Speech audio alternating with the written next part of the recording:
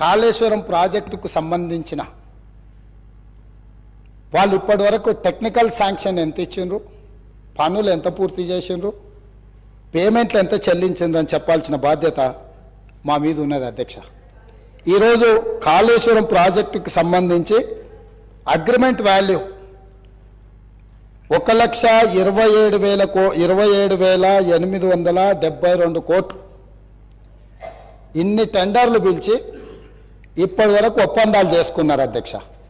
ఇందులో వీళ్ళు 96,876 కోట్ల రూపాయలు పనులు పూర్తయినాయని అధికారికంగా లెక్కలు చెప్తున్నాయి అధ్యక్ష. ఇందులో 32,076 కోట్లు బడ్జెట్ నుంచి పేమెంట్లు చేసిండ్రు, 61,616 కోట్ల రూపాయలు కార్పొరేషన్ ద్వారా లోన్ తీసుకొచ్చి ఖర్చు పెట్టిండ్రు అధ్యక్ష. అదేవిధంగా అంటే రెండు కలిపితే 90,425 కోట్లు ఇప్పటికీ పేమెంట్లు జరిగినాయి. ఇంకా 3,184 కోట్లు కాంట్రాక్టర్లకు రాష్ట్ర ప్రభుత్వం బకాయి పడ్డది. ఇప్పుడు మీ ద్వారా గత ప్రభుత్వాన్ని ఆ నాయకులు నేను అడగదలుచుకున్నా, మాజీ ముఖ్యమంత్రి గారి నుంచి మొదలు పెడితే సాగునీటి పారుదల శాఖ మంత్రి, ఆర్థిక శాఖ మంత్రి, మేనేజ్మెంట్ కోటాల మంత్రి అయిన వాళ్ళు అసలు కాళేశ్వరం అంచనానే 80,000 కోట్లు, అందులో 1,00,000 కోట్ల ఎట్లా అవినీతి జరిగిందని అంటారు ఏంది అధ్యక్ష?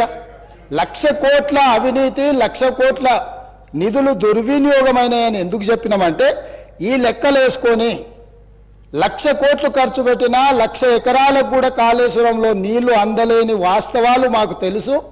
కార్డ్ నివేదిక ఇచ్చింది కాబట్టి ఆ ప్రాతిపదికన ప్రజలకు మేము వివరించే ప్రయత్నం చేస్తే ఈ అబద్ధాలతో ఈ వాస్తవాలను కప్పిపుచ్చే ప్రయత్నం చేసిండ్రు.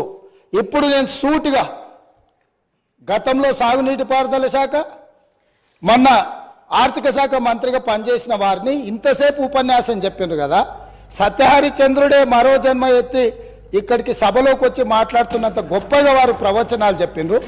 ఈ లెక్కలు వారి దగ్గర లేవా అధ్యక్ష?